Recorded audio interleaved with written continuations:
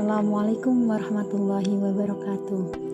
Semoga kita selalu dalam keadaan sehat dan rezeki yang melimpah. Baik, kami dari kelompok 1, mata kuliah Pendidikan Anti Korupsi, kelas PAI 6B akan mempresentasikan terkait upaya pemberantasan korupsi. Sebelum beranjak ke materi, perkenalkan anggota dari kelompok kami. Yang pertama, Khomasada, yang kedua, Harisma Aditya Lafita, yang ketiga Febria Elok Mahmuda, yang keempat Umi Ulfatus Syahriah, yang kelima Inayatul Hidayah, yang keenam Elok Faikotul Himmah, yang ketujuh Umi Solikah, dan yang terakhir Sulfa Zakiatul Fuqadah. Baiklah, langsung saja kita simak materi berikut ini secara seksama. Konsep pemberantasan korupsi. Secara definisi, pemberantasan korupsi diartikan sebagai serangkaian tindakan untuk mencegah dan menanggulangi korupsi, baik melalui upaya koordinasi, supervisi, monitor, penyelidikan, penyidikan, penuntutan, dan pemeriksaan sidang pengadilan dengan peran serta masyarakat berdasarkan peraturan perundang-undangan yang berlaku.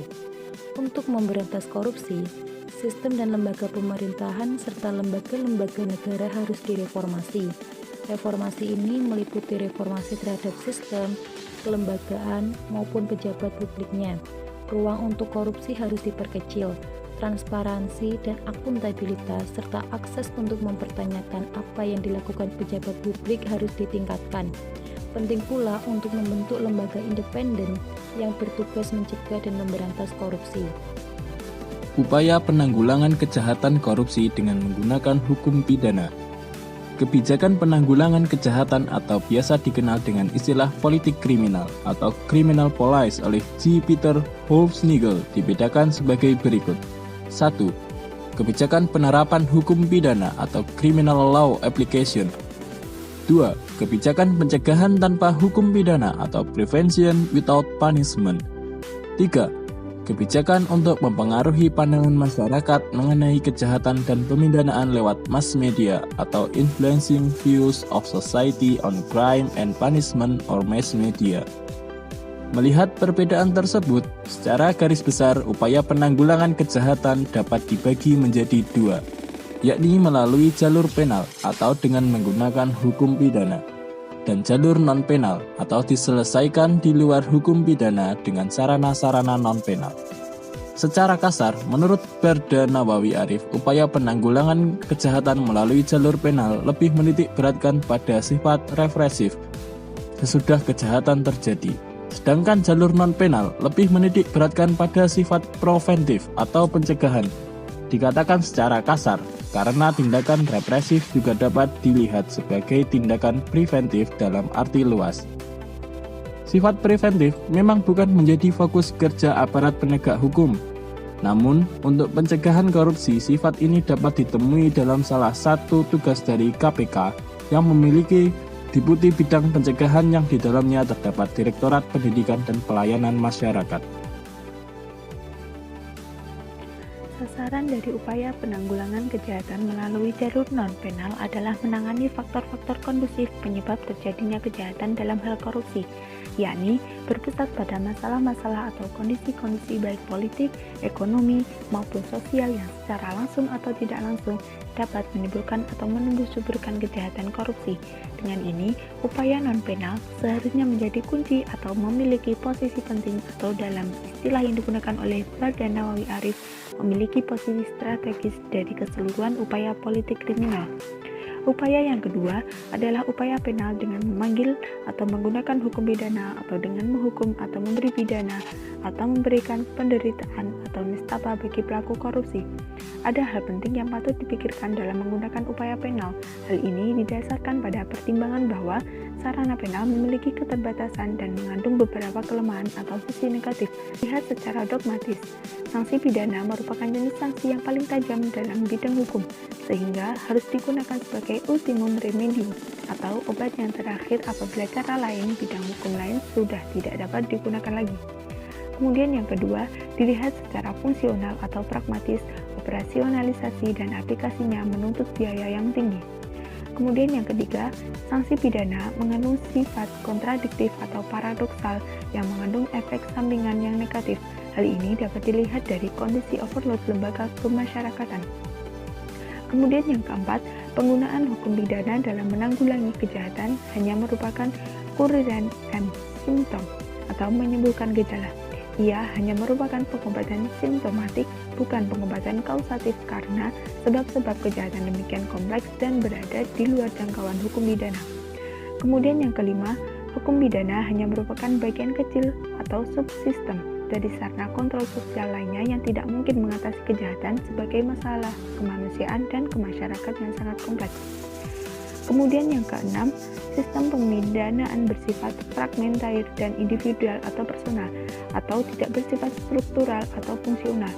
Kemudian yang ketujuh, efektivitas pidana atau hukuman bergantung pada banyak faktor. Berikut ini dipaparkan beberapa pendapat mengenai efektivitas hukum pidana pada tindakan kejahatan, khususnya pada pemberantasan korupsi.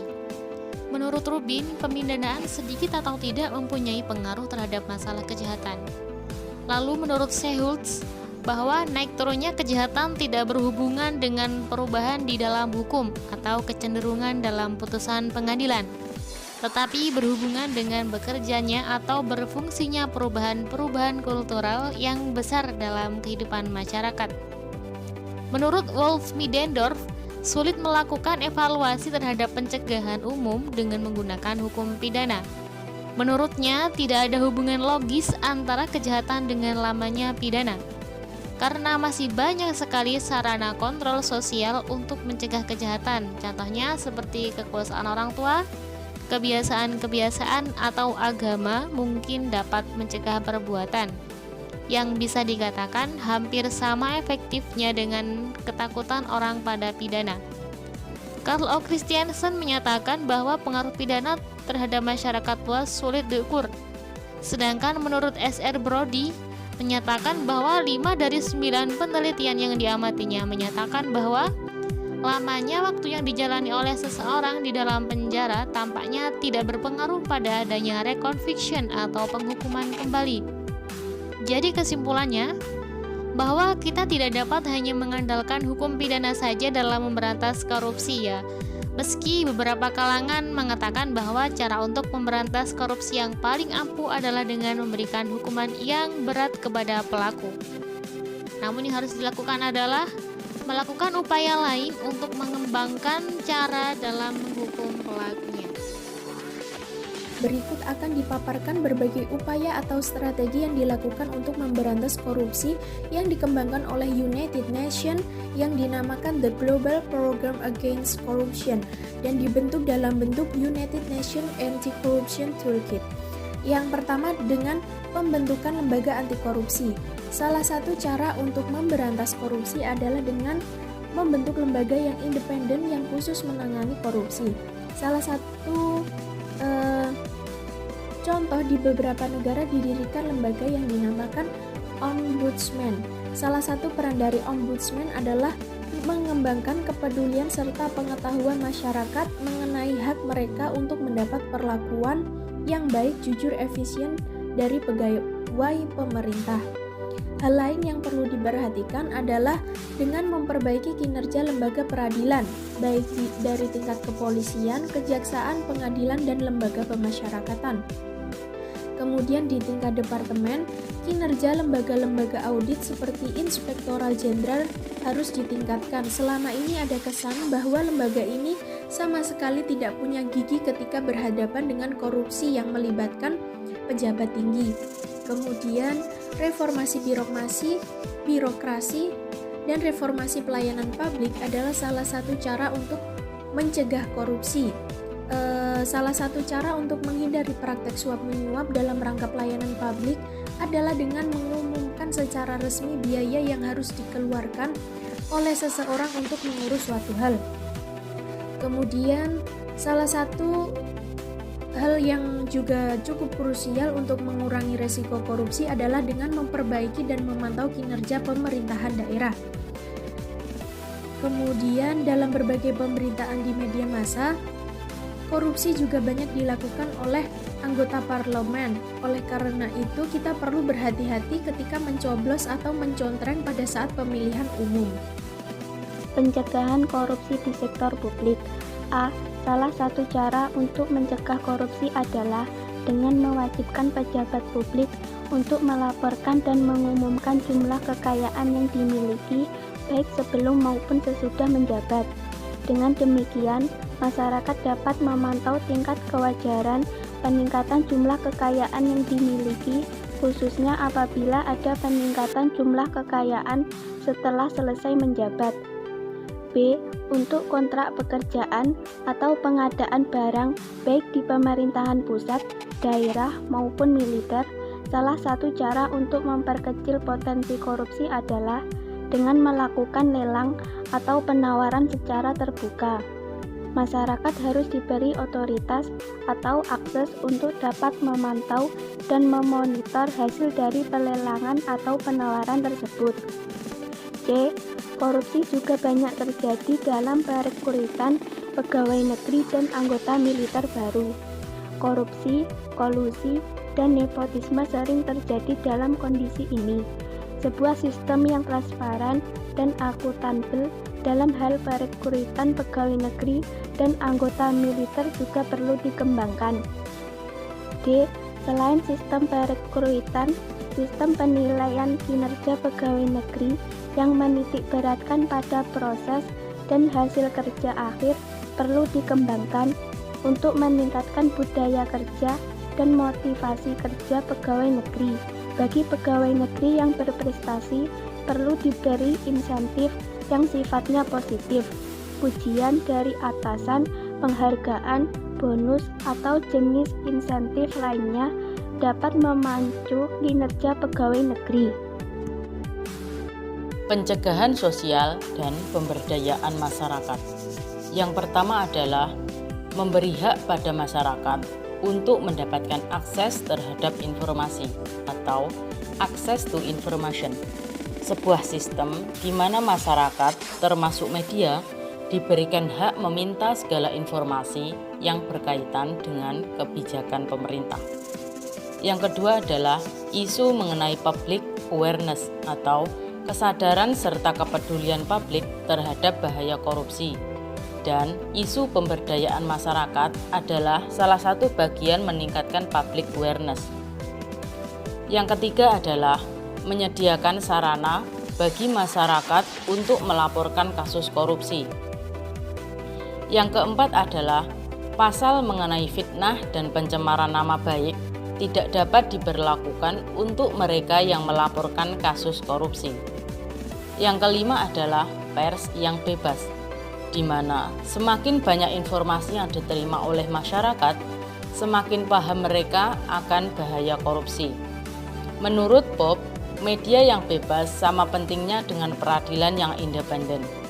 Selain berfungsi sebagai alat kampanye mengenai bahaya korupsi, media memiliki fungsi yang efektif untuk melakukan pengawasan atas perilaku pejabat publik. Yang keenam adalah lembaga swadaya masyarakat atau LSM, baik tingkat lokal atau internasional, yang memiliki peranan penting untuk mencegah dan memberantas korupsi. Lembaga swadaya masyarakat memiliki fungsi untuk melakukan pengawasan atas perilaku pejabat publik. Yang ketujuh adalah menggunakan atau mengoperasikan perangkat electronic surveillance. Electronic surveillance adalah sebuah perangkat atau alat untuk mengetahui dan mengumpulkan data dengan menggunakan peralatan elektronik yang dipasang pada tempat-tempat tertentu. Upaya pemberantasan korupsi yang selanjutnya yaitu pengembangan dan pembuatan berbagai instrumen hukum yang mendukung pencegahan dan pemberantasan korupsi. Salah satu peraturan perundang-undangan yang harus ada untuk mendukung pemberantasan korupsi adalah Undang-Undang Tindak Pidana Money Laundering atau pencucian uang. Untuk melindungi saksi dan korban tindak pidana korupsi, perlu instrumen hukum berupa Undang-Undang Perlindungan Saksi dan Korban. Upaya pemberantasan korupsi yang selanjutnya yaitu monitoring dan evaluasi. Pengalaman negara-negara lain yang sukses maupun yang gagal dapat dijadikan bahan pertimbangan ketika memilih cara, strategi, upaya, maupun program pemberantasan korupsi di negara kita. Namun, mengingat ada begitu banyak strategi, cara, atau upaya yang dapat digunakan, kita tetap harus mencari cara kita sendiri untuk menemukan solusi pemberantas korupsi. Upaya pemberantasan korupsi yang terakhir yaitu kerjasama internasional. Melakukan kerjasama internasional atau kerjasama baik dengan negara lain maupun dengan internasional NGOs. Sebagai contoh saja, di tingkat internasional, Transparansi Internasional atau biasa disebut TI